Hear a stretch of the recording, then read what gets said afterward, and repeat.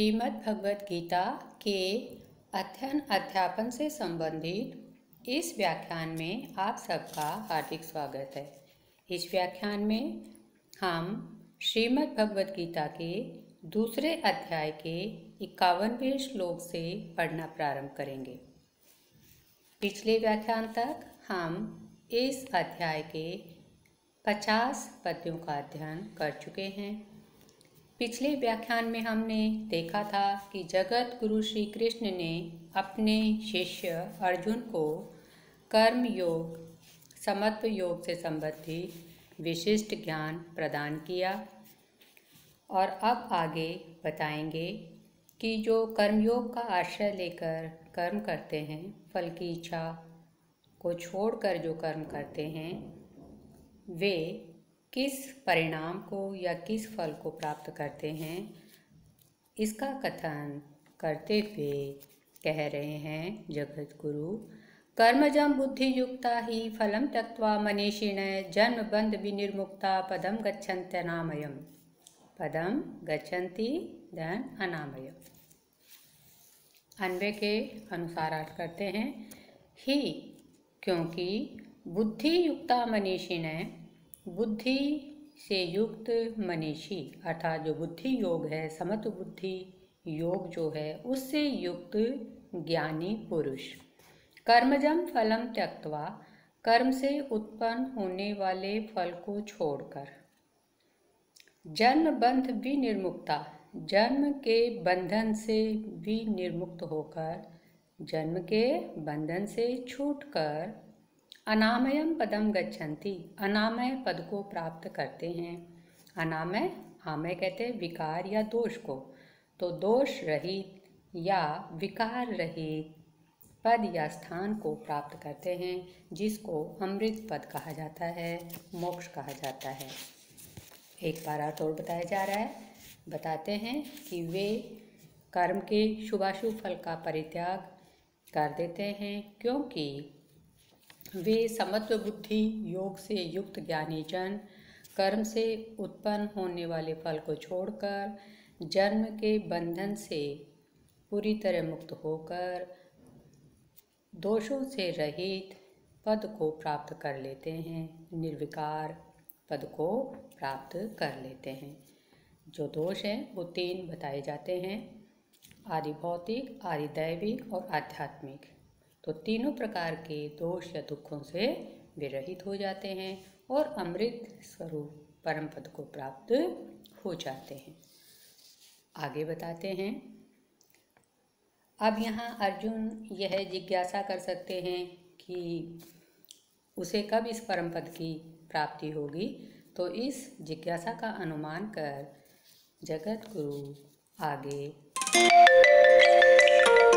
कहते हैं, यदा ते मोहकलिलं बुद्धिर्व्यतितरिष्यति तदा गन्तासि निर्वेदं श्रोतव्यस्य श्रुतस्य च। यदा ते बुद्धि मोहकलिलं व्यतितरिष्यति, अर्जुन जब तुम्हारी बुद्धि मोह रूपी कीचड़ को व्यतितरिष्यति पार कर लेगी, मोह रूपी कीचड़, या मोह को कीचड़ कहा गया, मोह के ऊपर कीचड़ कलिल या जो दलदल है उसका आरोप कर दिया गया है कि मोह रूपी कीचड़ को व्यतितरिष्यति पार कर लेगी, तदा श्रोतव्यस्य च श्रुतस्य निर्वेदम गन्तासि, तब तुम जो सुनने योग्य है अर्थात जो भविष्य में सुनने योग्य बातें हैं, और श्रुतस्य जो तुम पहले सुन चुके हो, उन सभी से निर्वेदम वैराग्य को गन्तासि प्राप्त हो जाओगे, उन सब से तुमको वैराग्य प्राप्त हो जाएगा, सबसे तुम विरक्त हो जाओगे। अर्थ और देखते हैं एक बार कि हे अर्जुन, जब तुम्हारी बुद्धि मोह रूपी कीचड़ को पार कर लेगी, तब तुम भविष्य में सुनने योग्य और भूतकाल में सुनी हुई समस्त बातों से वैराग्य प्राप्त कर लोगे। श्रोतव्यस्य में श्रु धातु से तव्यत प्रत्यय, श्रुत श्रु से क प्रत्यय, निर्वेदम में निरुपसर्ग विद धातु से घाय प्रत्यय, और गन्तासि में ये गम धातु के लुट लकार का रूप है, मध्यम पुरुष एक वचन। अगला पद्य, श्रुति विप्रतिपन्ना ते यदा स्थास्यति निश्चला समाधा वचला बुद्धिस्तदा योगम अवाप्स्यसि। समाधौ अचला। अन्वय के साथ अर्थ करते हैं। आगे कहते हैं जगत गुरु कि यदा श्रुति विप्रतिपन्ना, जब श्रुति वाक्यों को सुनकर विचलित हुई, श्रुति वाक्य या श्रुति के सिद्धांतों को सुनकर विप्रतिपन्ना विचलित हुई, तुम्हारी बुद्धि, ते बुद्धि, तुम्हारी बुद्धि, समाधौ निश्चला अचला स्थास्यति, समाधि में निश्चल रूप से स्थित हो जाएगी और एकाग्र हो जाएगी। समाधौ सप्तमी का एक वचन, समाधि में निश्चल हो जाएगी, निश्चला बुद्धि का विशेषण है, अचला और अचल हो जाएगी, एकाग्र हो जाएगी, स्थास्यति हो जाएगी। तदा योगम अवाप्स्यसि, तब तुम योग को प्राप्त करोगे, समत्व रूप जो योग है उसको प्राप्त कर सकोगे।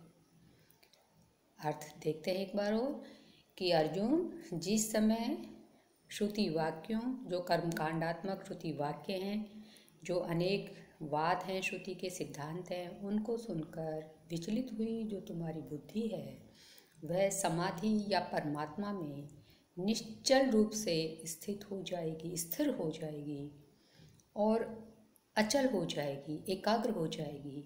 उस समय तुम जो समत्व रूप योग है उसको प्राप्त कर लोगे। श्रुति विप्रतिपन्ना में श्रु, तीन प्रत्ययों का श्रुति, और विप्रतिपन्ना में भी प्रति पद, त प्रत्यय, फिर टा प्रत्यय। निश्चला में निश्चल और फिर अच प्रत्यय और उसके बाद स्त्रीलिंग में टा। समाधो में सम, आम, धा धातु की प्रत्यय।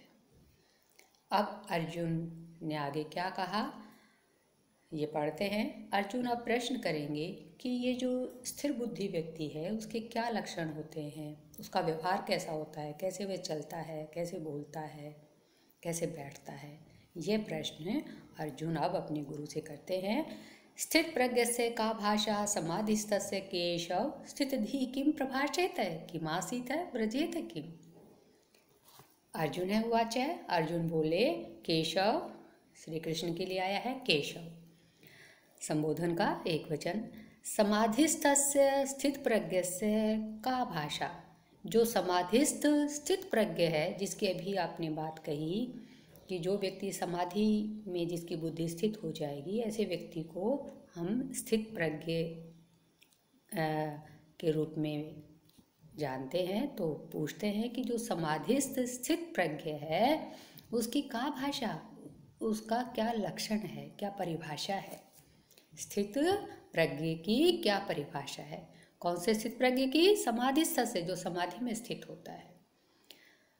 एक तो लक्षण पूछा, फिर पूछा स्थित धी किम प्रभाषित है, जो स्थित धी व्यक्ति है वो कैसे बोलता है, किम आसीत है कैसे बैठता है, किम व्रजेत है कैसे चलता है। अर्जुन के इन समस्त प्रश्नों का उत्तर आगे जगत गुरु देंगे, जो इस प्रकार है। स्थित प्रज्ञ की व्युत्पत्ति देख लेते हैं उससे पहले। स्थिता प्रज्ञा यस्य स स्थित प्रज्ञ, स्थित प्रज्ञ से या सृष्टि का एक वचन। स्थिता में स्था धातु त और प्रज्ञा में प्रय उपसर्ग ज्ञा धातु से क प्रत्यय। अब श्री भगवान क्या बोले? श्री भगवान वाचे, प्रजहाति यदा कामान सर्वान् पार्थ मनोगतान् आत्मन्येवात्मना तुष्टः स्थित प्रज्ञस्तदोच्यते। स्थित प्रज्ञ है तदा उच्यते। श्री भगवान ने कहा, पार्थ हे प्रथापुत्र अर्जुन, यदा मनोगतान सर्वान कामान प्रजहाति, जब कोई व्यक्ति मन में विद्यमान सभी कामनाओं का परित्याग कर देता है। मनोगतान मन में विद्यमान, सर्वान सभी कामान कामनाओं का प्रजहाति त्याग कर देता है। तदा आत्मना एव आत्मनि तुष्ट है, तब वह अपनी आत्मा से अपने अंतरात्मा में ही संतुष्ट रहता है। उसका आधार संतुष्टि का उसकी अंतरात्मा होती है और उसका माध्यम भी उसकी आत्मा होती है। तो वह व्यक्ति अपनी आत्मा से ही, अपने आत्मा में, अंतरात्मा में ही तुष्ट है, संतुष्ट रहता है। ऐसे व्यक्ति को फिर क्या कहा जाता है? स्थित प्रज्ञ, स्थित प्रज्ञ कहा जाता है, स्थिर बुद्धि वाला कहा जाता है। अर्थ एक बार और देखें कि श्री भगवान ने कहा, अर्जुन प्रथापुत्र, जब कोई मनुष्य मन में विद्यमान सभी इच्छाओं का परित्याग कर देता है तब वह अपने आत्मा से स्वयं की आत्मा में ही संतुष्ट रहता है, तो ऐसा व्यक्ति स्थित प्रज्ञ कहा जाता है। और आगे लक्षण बताते हैं, दुखेषु अनुद्विग्न मना सुखेषु विगत स्पृह वीतराग भय क्रोध स्थित धीर मुनि रुच्यते। यहाँ पदच्छेद करते हैं, दुखेषु अनुद्विग्न मनाः सुखेषु विगत स्पृह वीतराग भय क्रोध स्थित धीर मुनि उच्यते। अन्वय के साथ अर्थ इस प्रकार है, दुखेषु अनुद्विग्न मना, दुखों में जिसका मन उद्विग्न नहीं होता, दुखों में उद्वेग रहित मन वाला, मन की व्याकुलता से रहित, सुखेषु विगत स्पृह, और सुखों में इच्छा से रहित, ऐसा व्यक्ति जो दुखों में बेचैन नहीं होता और सुखों में जिसकी इच्छा नहीं होती। दो विशेषण। तीसरा, वीतराग भय क्रोध है, जिसके अनुराग भय तथा क्रोध नष्ट हो गए हैं, अर्थात जो अनुराग भय क्रोध से रहित होता है, ऐसा मुनि, मननशील व्यक्ति मुनि, स्थित धी उच्चते, स्थित प्रज्ञ कहा जाता है। यहाँ पर इस पद्य में गुरु के द्वारा स्थित प्रज्ञ के 3 लक्षण बताए गए हैं कि वह दुखों में उसका मन बेचैन नहीं होता है, सुखों की प्राप्ति में उसकी कोई इच्छा नहीं होती है, और वह अनुराग या राग भय और क्रोध से रहित होता है। ऐसा मुनि स्थित प्रज्ञ कहा जाता है। अनुद्विग्न मना में न उद्विज त और फिर मन शब्द और फिर उसका प्रथमा का एक वचन। वीत वी उपसर्ग इण गतौ धातु से त प्रत्यय। अगला पद्य, यह सर्वत्रानभिस्नेहस्तत्प्राप्य शुभाशुभम नाभिनंदति न द्वेष्टि तस्य प्रज्ञा प्रतिष्ठिता। आगे भी उसी स्थित प्रज्ञ की विशेषता बताते हुए कहते हैं जगत गुरु कि यह सर्वत्र अनअभिस्नेह है, तत्तत् प्राप्य शुभाशुभम न अभिनंदति न द्वेष्टि तस्य प्रज्ञा प्रतिष्ठिता। ये पदच्छेद हुआ। अब अन्वय के अनुसार अर्थ देखते हैं। सर्वत्र, सब जगह या सब तरह से, यह अनभिस्नेह है, जो किसी भी वस्तु के प्रति स्नेह नहीं रखता, आसक्ति नहीं रखता, जो सब प्रकार से स्नेह से रहित होता है, अर्थात किसी भी वस्तु के प्रति स्नेह नहीं रखता है। तत्तत् प्राप्य शुभाशुभम, और शुभ या अशुभ को प्राप्त करके न अभिनंदति, न तो उसकी प्रशंसा करता है, न द्वेष्टि और न निंदा करता है, अर्थात शुभ की प्रशंसा नहीं करता और अशुभ से द्वेष नहीं करता या उसकी निंदा नहीं करता है। तस्य प्रज्ञा प्रतिष्ठिता, उसकी जो बुद्धि है, प्रज्ञा है, वह प्रतिष्ठित होती है या स्थिर होती है, अर्थात ऐसा व्यक्ति स्थित प्रज्ञ कहा जाता है। अर्थ की पुनरावृत्ति की जा रही है कि सब तरह से जो स्नेह रहित होता है, अर्थात जिसे किसी भी वस्तु से स्नेह नहीं होता है, जो व्यक्ति शुभ या अशुभ वस्तुओं को प्राप्त करके क्रमशः न तो उनकी स्तुति करता है और न उनकी निंदा करता है, ऐसे व्यक्ति की बुद्धि प्रतिष्ठित या स्थिर होती है, अर्थात यूँ कहना चाहिए वह व्यक्ति स्थित प्रज्ञ कहा जाता है। प्राप्य में प्रयोगसर्ग आप धातु त्वाकोल्यप, और प्रज्ञा में पहले भी देखा था हमने प्रज्ञा और अंग प्रत्यय है उसमें। अब जो आज अंश पढ़ा है, इससे संबंधित लघु उत्तरात्मक प्रश्नों का अभ्यास देखते हैं। यहाँ से आज हमने जाना कि स्थित प्रज्ञ क्या होता है, उसकी क्या क्या विशेषताएं होती हैं। उसी से संबंधित प्रश्न ये हो सकते हैं जैसे एक प्रश्न ये हो सकता है, स्थित प्रज्ञः कः उच्यते या स्थित प्रज्ञः कदा उच्यते। तो हमने जो पढ़ा उसके आधार पर हम बताएंगे, यदा सर्वान् मनोगतान् कामान् त्यक्त्वा जनः आत्मन्येवात्मना तुष्टो भवति तदा स स्थित प्रज्ञः उच्यते। एक प्रश्न हो सकता है, स्थित धी मुनि क्या उच्यते।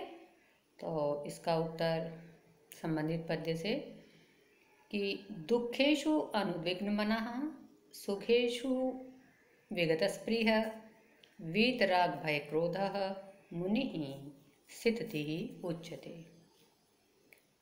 एक प्रश्न हो सकता है, कस्य प्रज्ञा प्रतिष्ठिता। तो इसका उत्तर अभी जो पद्य पढ़ा उसके आधार पर, यह सर्वत्र अनभिस्नेह शुभाशुभम प्राप्य न अभिनंदति न द्वेष्टि तस्य प्रज्ञा प्रतिष्ठिता भवति। आज इतना ही। शेष आगामी व्याख्यान में आप सभी पढ़ाए गए अंश को दोहराएं। सकुशल रहें नियमन पालना के साथ। धन्यवाद। जय तु भारतम।